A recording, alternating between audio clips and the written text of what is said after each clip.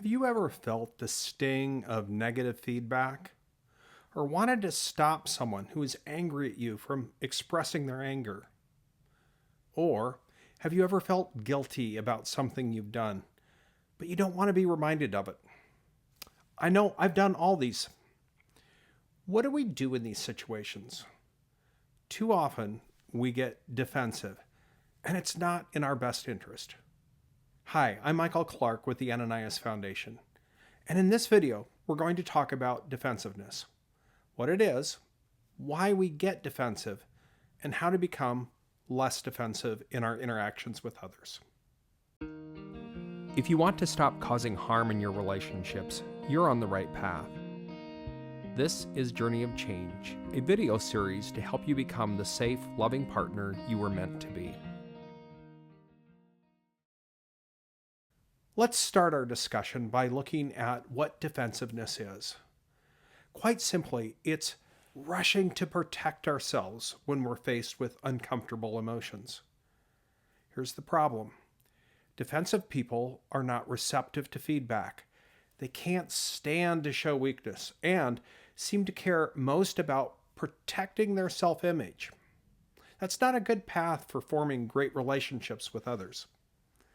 One way we get defensive is by making excuses or blaming someone for something outside of ourselves for our failure, when there really is something we could have done differently and better. For example, we might say, "It's not my fault that I forgot about the meeting. You should have sent me a reminder," when we could have put the meeting and a reminder on the calendar on our phone or computer. Another defense move is to try to discredit the person who has criticized us. We may remind the other person of something they've done wrong. In this case, we're attempting to make them look hypocritical for their criticism. "Well, it's not like you haven't ever lied to me about where you were." Or we put that person down, either to their face or to others, to make them look bad and devalue their credibility. "You have a lot of room to talk about how I'm acting in my relationship, given you've been divorced twice."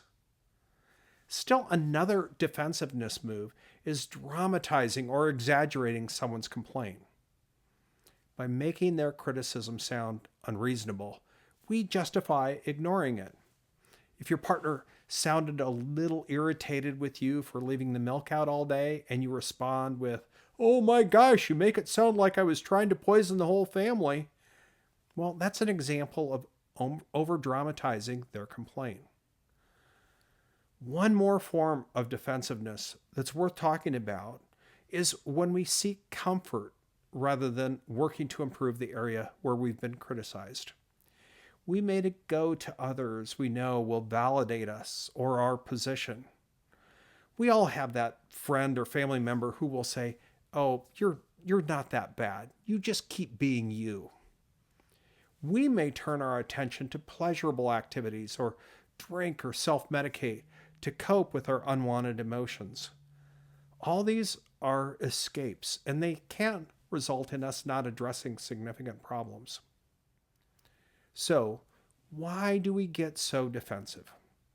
Whether we get defensive consciously or subconsciously, what our brain is attempting to do is to take the pressure off of us and off of our unpleasant emotions. When we look deeply into our motivation, we find that we get defensive because we don't feel safe. We're perceiving the words we're hearing as a threat to our character, our reputation, or our competence. Then we try to protect those parts of our identity.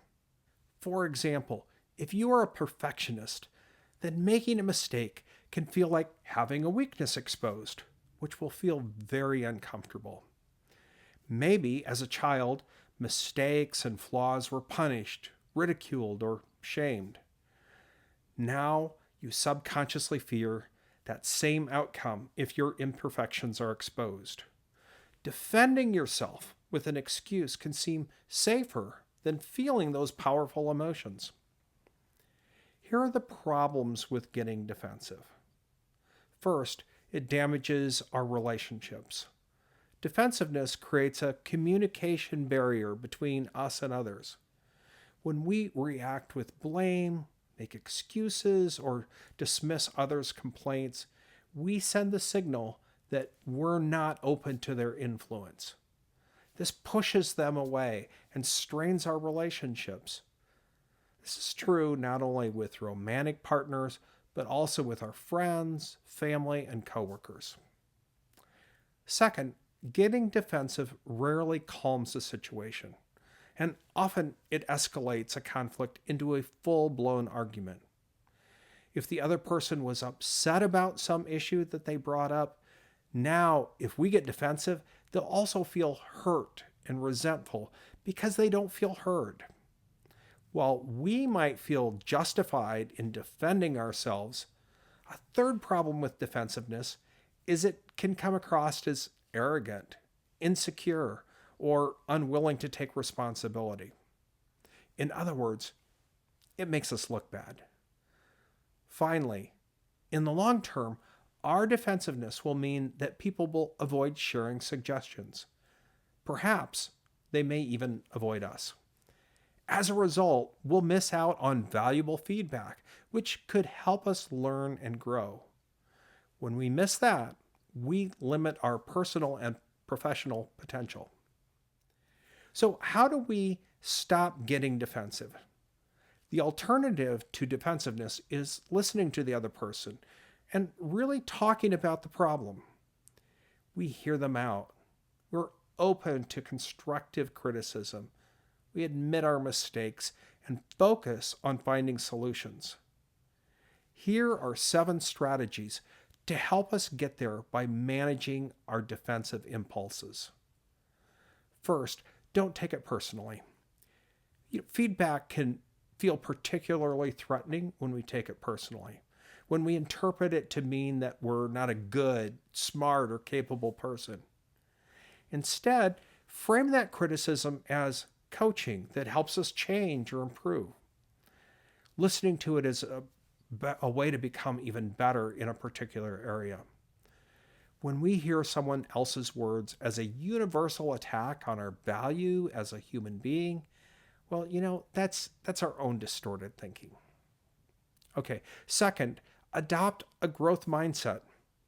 Choose to see difficult feedback as a learning opportunity. Get curious about it, even and perhaps especially if you don't agree with it. Adopt a growth mindset and seek criticism as valuable feedback. See your mistakes and failures as not only inevitable, but also how you learn and grow. Third, assume good intentions. Most people give us feedback because they think the information will help us or will help our relationship with them. Unfortunately, many people deliver their criticism poorly. Their emotions get in the way, so the message is tainted with their own hurt or frustration or anger. Here's my suggestion. Give them the benefit of the doubt that they have your best interest at heart. Try to look through their delivery to appreciate their real intent. Seeing them as a caring collaborator instead of an adversary helps us to listen, even when their words are less than diplomatic. Fourth, know your buttons and anticipate them. If you know you tend to get defensive, identify what buttons typically trigger you. This allows you to prepare a better, less defensive response during a difficult conversation. For example, you might plan to take a few deep breaths to stay calm when you're feeling attacked. Also, you might think ahead of time of some non-defensive words you can say, then use them in those moments. Something like, "Thank you for your feedback. Let me think about what you said," will help the speaker feel heard and allow you time to settle your emotions before responding. Fifth, apply good communication techniques. Listen to the person's issues before you rush to defend yourself.